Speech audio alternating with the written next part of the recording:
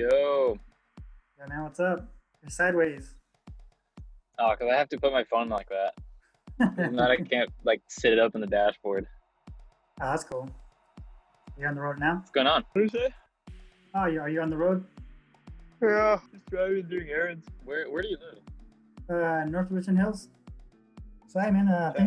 thanks for taking time out of your day to have a chat with me. Yeah, man, for sure. Thanks for like caring, I guess. Like, oh, Thanks thanks for for being caring. interested in doing this. Yeah. No, for sure. I mean, to be fair, I mean, with this pandemic, we only have a certain amount of things that we can actually do while, being safe and all that. Yeah, even though like everything's like weirdly back to normal, but not really. Yeah, people are kind of taking it like they're back to normal, but it's kind of not, you know? Yeah, no, totally. But like everything aside from the masks, like I feel like you wouldn't really know that anything's going on. Yeah, and I think we're all striving for that sense of like normalcy, but given the extreme circumstances that we're in, Yeah, making it worse. you got a new car or what? Saw you on your social media. Your last car got dinged up pretty good.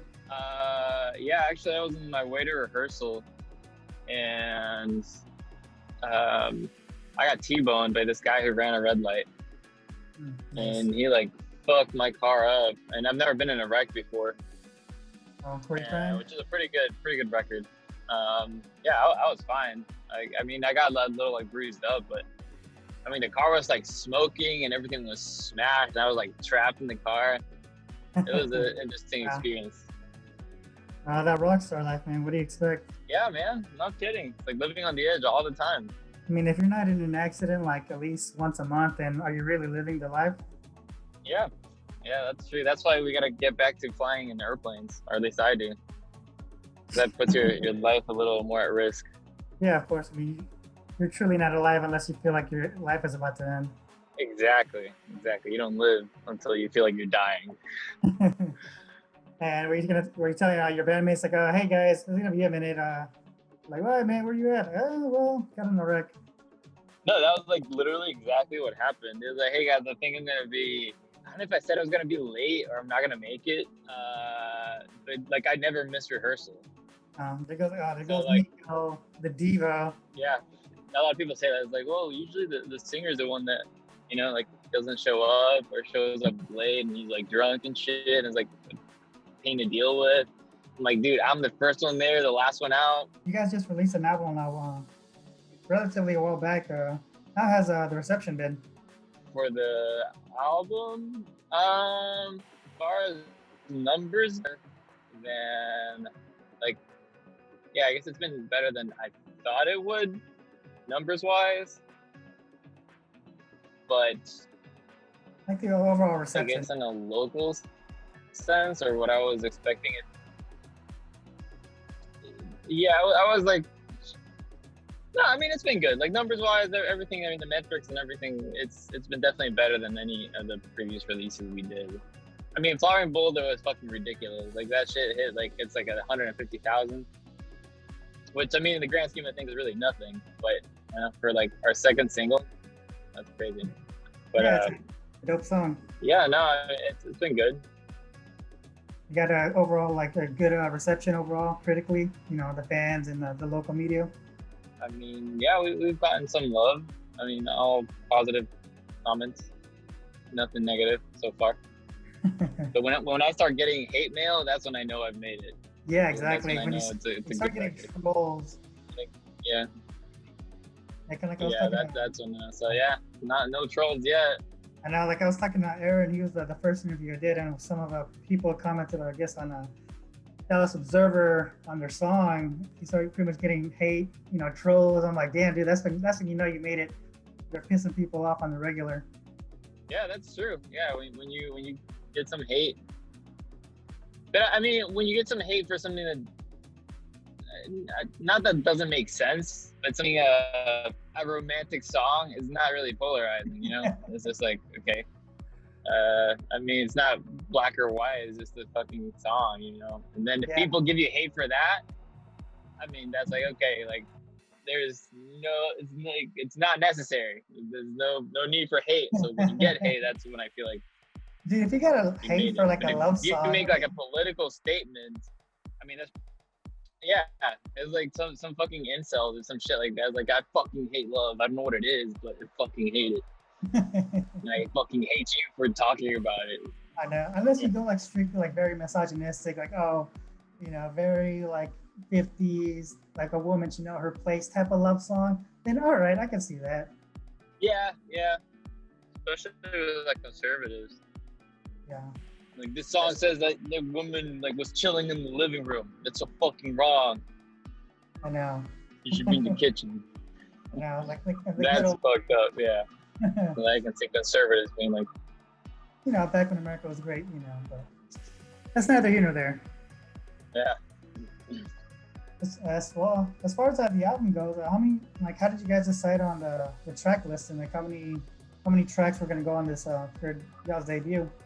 I think we only like scrapped maybe 2 songs, and I mean we haven't really put out anything aside from like the first Black Candles or Black Rainbow EP. I mean I don't really count that, but so I'd say like only Godot and Flower and Boulder.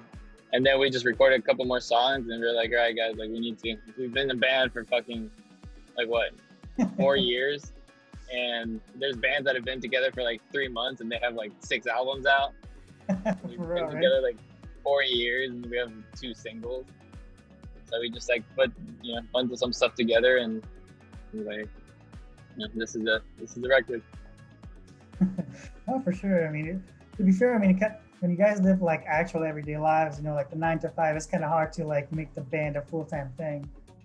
Kind of hard to pay the bills with the music. Yeah, definitely a lot harder than it seems. Maintaining a band is definitely a lot harder than it seems. I mean, because making a band can be as easy as like, oh, you play guitar, I play guitar too, let's make a band. But maintaining that shit's hard. It's cool. I mean, it's cool, but it's very hard to maintain. No, for sure. You kind of it's like a marriage. The relationship. Sometimes you have the days when like we're cool. Some days you're like, you know what, man, I can't stand this. Yeah, no, exactly. And I mean, and we haven't even. I mean, we toured once. But I mean, bands that tour, we've toured like what? I think it was like 2 weeks or 1 week. The bands that tour, freaking, like 9-10 months out of the year. It's like, wow, that's respect, So, yeah, well, to be fair, I mean, they're actually getting paid. Unless you're like Tame Impala now, which just like goes from five-star hotel to 5-star hotel. Oh, yeah. I mean, I understand that. That's nice. Yeah, that's but rough. If you're not there, it's hard. Do you guys have a favorite song off of the album? My favorite song, I really like Vanishing is really cool. Pretty cool, but probably Vanishing. Well, you guys haven't really played live that much. Do you have a favorite song to play live off of the album? Well, I mean, it's not on the album, but Black Candles, I always love playing that. We played that song like almost forever, but I love playing the song. Yeah, that's why I think that people that don't know how to play the instrument they're playing come up with the most original things. Or if you're just able to, forget, consciously forget your muscle memory, try to like go beyond that. I don't know, but there's a lot of like in big bands, nothing really comes to mind right now. I think Interpol, like the drummer was actually like supposed to be a bassist. I don't remember quite as well, but yeah, I mean when I feel like those are the people that come up with the most original stuff. Like if you play guitar your entire life and then you hop on drums, I mean you play shit that like doesn't make sense for a drummer because you don't fucking know how to drum, but it's so original and cool. And the same thing for like a drummer that never played guitar or bass and then gets on guitar and plays something that's like, dude, like that doesn't make sense. Like how are you playing this? So you're kind of like stuck within the parameters of what you think is knowing how to play guitar or knowing how to play drums or knowing how to play whatever instrument you're playing. No, for sure. As far as like the writing goes, you take a different approach whenever you're writing something for Kyoto or PCP? Not really, because I don't like separate them. I just write whatever I write, and then I mean the decision process is complicated. But yeah, no, I don't. It's not like this is for Kyoto, this is for PCP. So it's just, I just write whatever, and then you see where it goes. You never feel like something like, oh, that may sound better as a Kyoto song instead of PCP, or is it just like whatever feels good or feels right? The thing is, it's not like it sounds better as a one or the other, because it's not like, oh, Pop Culture Pirates is a like a jazz group, and then Kyoto Lo-Fi is a rap group, so I can't play a rap song with a jazz group. So it's like, they're both, like, I write pretty much everything, so it's just an extension of myself as far as the songwriting goes. Obviously, like bringing a song to 3 other people, some things change a lot, some things don't change at all, but when it's just me, obviously what I end up with is what it is. No, I get it.